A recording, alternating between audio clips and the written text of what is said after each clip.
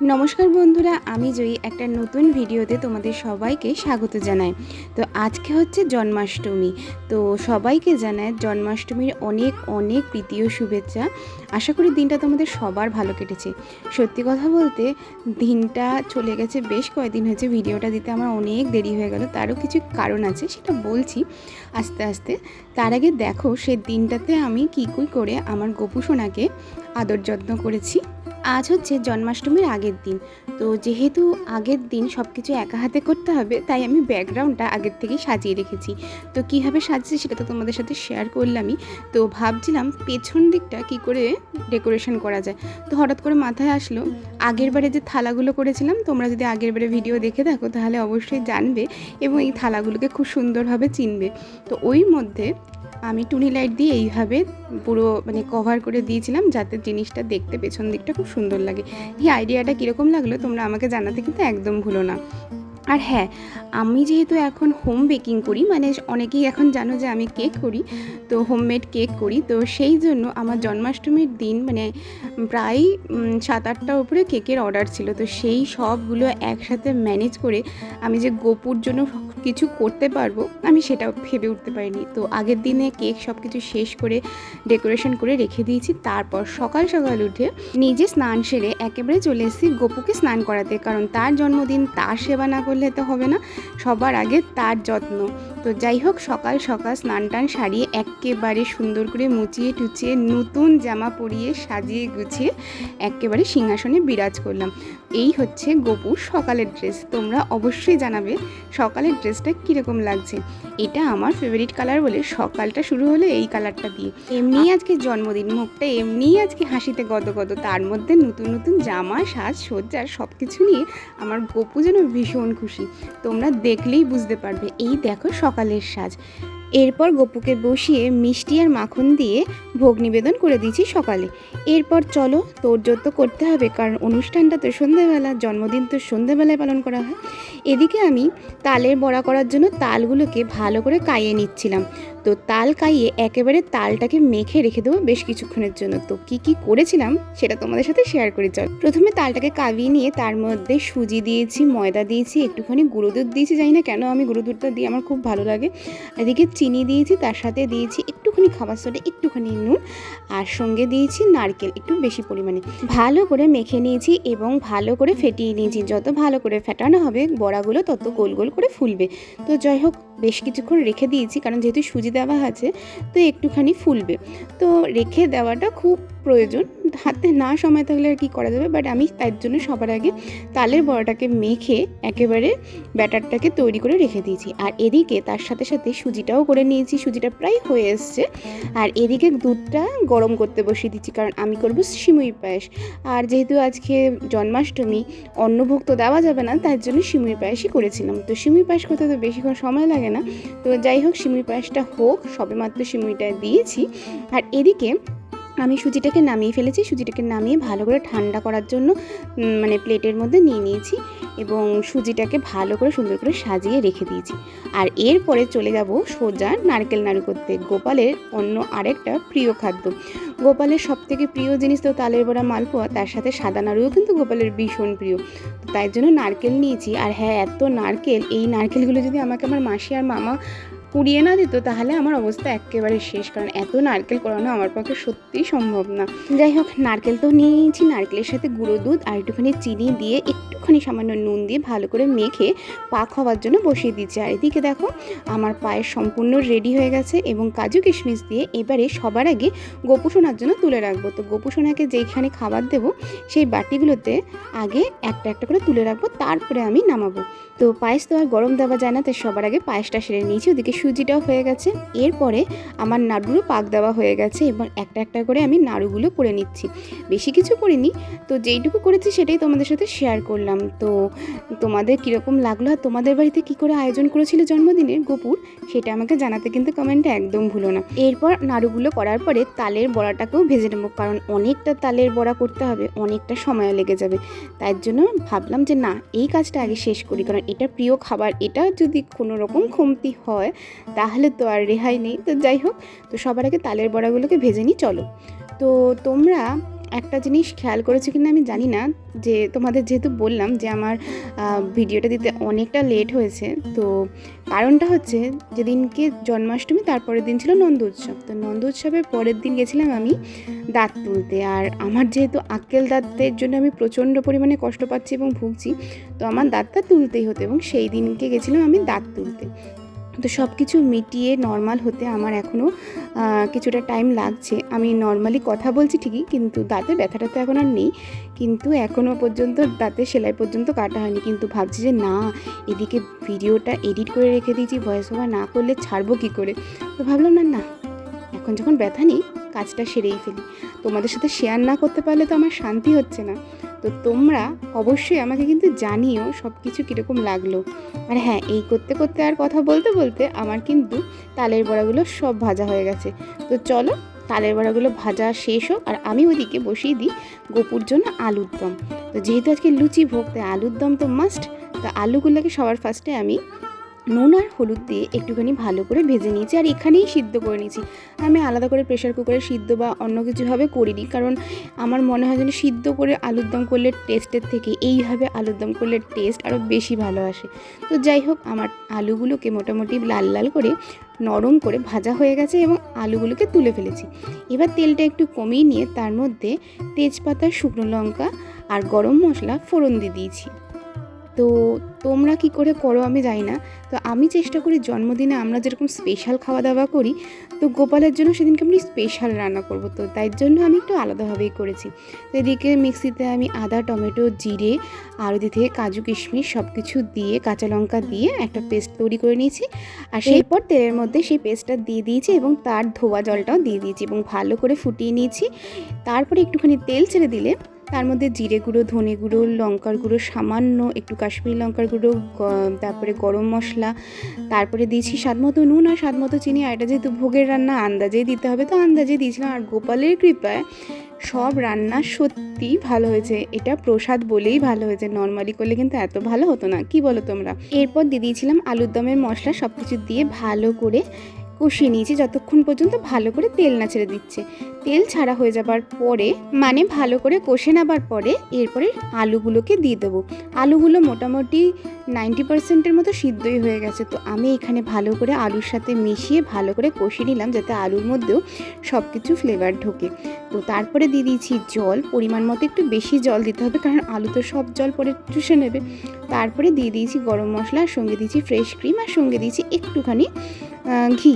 সব কিছু দিয়ে ভালো করে নাড়িয়ে ফুটিয়ে নামিয়ে ফেলবো আমি গরম গরম আলুর দম। কিন্তু আলুর দমটাও নামাবো উপর থেকে কসুরি মেথি ছড়িয়ে। এরপরে গোপালের জন্য আগে তুলে রাখবো, তারপরে নামাবো, যেরকম প্রত্যেকটা রান্নায় করছি। এই দেখো, গোপাল সোনার জন্য আগে তুলে রাখছি। আমি কিন্তু প্রতিবারই চেষ্টা করি গোপাল সোনার জন্য নতুনত্ব কিছু করার এবং আলাদা আলাদা কিছু করার, কারণ একই টাইপের জিনিস তো প্রতিবার একই জিনিস দেওয়া যায় না। তার জন্য ঘুরিয়ে ফিরিয়ে একটু করতে ভালোবাসি এবং আমার সেটা গোপাল সোনা খুব মজা করে খায়। তো চলো, আজকে এদিকে হয়ে গেল আলুর দম, আর অন্যদিকে আমি মালপোয়ার জন্য ব্যাটারটা তৈরি করে ফেলি। ব্যাটারটার জন্য ফার্স্টে নেবো ময়দা, সুজি, চিনি, একটুখানি সামান্য নুন, আর তার সাথে দেবো নারকেল গুঁড়ো। আর সঙ্গে আমি গুঁড়ো দুধ দিতে একদম ভুলি না। আমার কেন জানি না মনে হয় গুঁড়ো দুধ দিলে সব কিছুর জন্য টেস্ট ভালো হয়ে যায়। তো সব কিছু দিয়ে আর দুধ দিয়ে ভালো করে ব্যাটারটাকে তৈরি করে নেব, একটু থিক করে, খুব একটা পাতলা হবে না, একটু থিক করে তৈরি করে নেব এবং এটাও বেশ কিছুক্ষণ একটুখানি রেখে দেবো। তো চলো ভালো করে মিশিয়ে নিই, এবং ভালো করে যত মেশাবে মালপোয়া কিন্তু তত ভালো হবে। তো তোমরা কী কী করলে আর মালপোয়া তোমরাও করেছো কিনা সেটাও আমাকে জানাবে। কিন্তু চলো মালপোয়াগুলো একটা একটা করে আগে ভেজে নিই। তোমরা জানো, আমি আগের দিন এতগুলো কেক সম্পূর্ণ করে গোপালের জন্মদিনের যে আয়োজন করতে পারবো, সত্যি আমি ভেবে উঠতে পারিনি। তো কিন্তু বলে না, গোপাল আছে, তো গোপালই সব কিছু করিয়ে নিয়েছে নিজের জন্য। তো তার জন্য আমি নিজে তো খুবই খুশি, আর আমার গোপাল তো আরও বেশি খুশি, মুখটা দেখলেই যেন বোঝা যায়। তো চলো এদিকে মালপোয়াগুলো হতে থাক। তোমাদের সাথে খুব তাড়াতাড়ি জন্মাষ্টমী উপলক্ষে যে কেকগুলো তৈরি করেছিলাম তার সব কিছুই শেয়ার করব। তো একটু আমাকে সময় দাও, তোমরা তো বুঝতেই পারছো কেন আমার এত লেট হচ্ছে। তার জন্য তোমাদের কাছে আমি হাত জোর করে ক্ষমা চেয়ে নিচ্ছি, আমি খুবই দুঃখিত। তো যাই হোক, ওইদিকে আমি করব হচ্ছে ছোলার ডাল। তো ছোলার ডালটা ওইদিকে সিদ্ধ করে নিয়েছি, আর এদিকে আমি ফোড়নের জন্য নিয়ে নিয়েছি শুকনো লঙ্কা, তেজপাতা, গরম মশলা, একটুখানি মৌরি, আর সঙ্গে দিয়েছি 5 ফোড়ন। সব কিছু দিয়ে তারপরে দিয়েছি হিং। হিংটা দেওয়ার পরে আমি এদিকে টমেটো, আদা, কাঁচা লঙ্কা, কিশমিশ, কাজু সব কিছু একটা পেস্ট করে নিয়ে ওই মশলাটা বেটে নিয়ে দিয়ে দিয়েছি সেই ফোড়নের মধ্যে। এরপর হলুদ গুঁড়ো, জিরে গুঁড়ো, ধনে গুঁড়ো, লঙ্কার গুঁড়ো, সামান্য মিষ্টি, সামান্য নুন মানে পরিমাণ মতো আর কি, তারপরে কাজু বাদাম আর কিশমিশ দিয়ে ভালো করে এটাকে কষিয়ে নিয়েছি। হ্যাঁ, আমি একটুখানি কাশ্মীরি লঙ্কার গুঁড়োও দিয়েছিলাম যাতে কালারটা একটু ভালো আসে। তো সব কিছু নিয়ে ভালো করে কষিয়ে নিয়েছি। তার সাথে একটু ঘি অ্যাড করেছি আর সঙ্গে দিয়েছি নারকেল। এবার নারকেল আমার কাছে টুকরো টুকরো করা ছিল না, ছিল গ্রেটেড নারকেল, আমি তাই দিয়ে দিয়েছি। আর সত্যি কথা বলতে খারাপ লাগেনি, কিন্তু উল্টে আরও বেশিই ভালো লাগলো জানো। হ্যাঁ, একটু ছোটো ছোটো নারকেল হলে বেশ দেখতে কিন্তু ভালোই হতো। যাই হোক, নারকেল এইভাবে দিয়েও সেটাকেও ভালো করে কষিয়ে নিয়ে তারপরে সিদ্ধ করা ছোলার ডালটা অ্যাড করেছি। ছোলার ডালটা এত পারফেক্ট সিদ্ধ হয়েছিল যে কি বলবো। যাই হোক, ছোলার ডালটা ভালো করে এবার ফুটুক এবং জাল উঠুক, তারপরে নামাবো আবার গোপুর জন্য আলাদা করে। তোমরা দেখতে থাকো।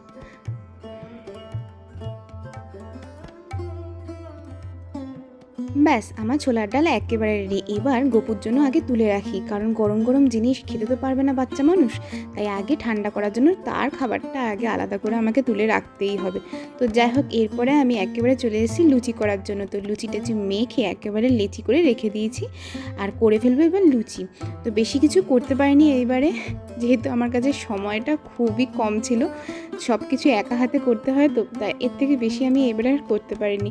জানি যেটুকু করেছে আমার গোপাল সোনা সেটাতেই খুব খুশি এবং নিজের ইচ্ছা মতোই আমাকে দিয়ে করিয়ে নিয়েছে।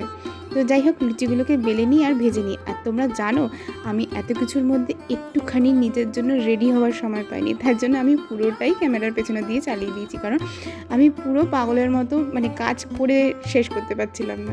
আর আমি নিজে কি শেষ করব। যাই হোক, যার জন্মদিন সে সাজুগুজু করলে সে খেলেই আমার শান্তি। তো চলো লুচিগুলো ভেজে নিই। ফুলকো ফুলকো লুচি একেবারে রেডি করে তারপরে যাব আমার গোপু সোনাকে রেডি করতে আর পুজো দেওয়ার জন্য সাজসজ্জা করতে আর পুজোর আয়োজন করতে। চলো তোমরা দেখতে থাকো।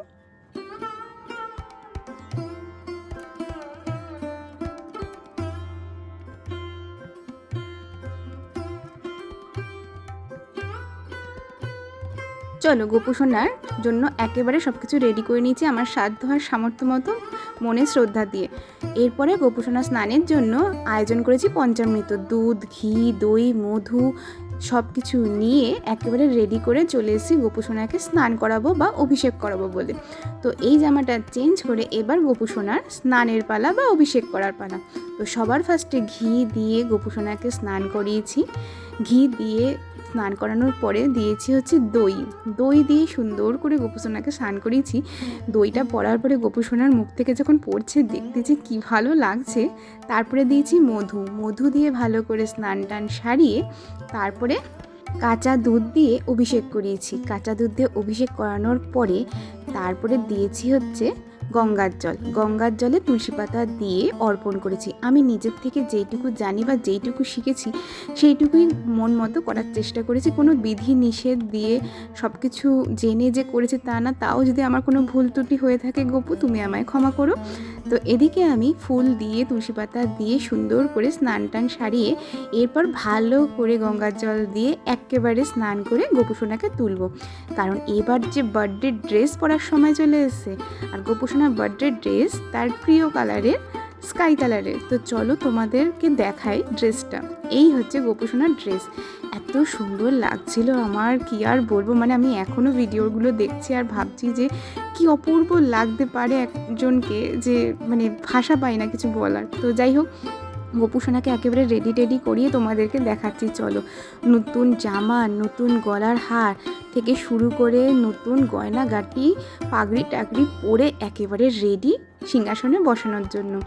এই যে সিংহাসনে একেবারে সুন্দর করে ঝলমল করে বিরাজমান আমার গোপু। এদিকে ফুল দিয়ে আমি কিছুটা সাজিয়ে দিয়েছি, কারণ ফুল না থাকলে আর তুলসী না থাকলে পুজোটাই সম্পন্ন নয়।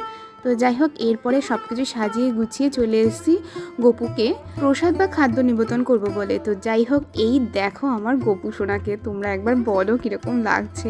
আমি তো চোখ ফেরাতে পারছি না। আর এই হচ্ছে আমার সমস্ত আয়োজন, সব কিছু গুছিয়ে সুন্দর করে গপু সোনাকে দিয়েছি। আশা করি গপু সোনা ভীষণ খুশি হয়েছে।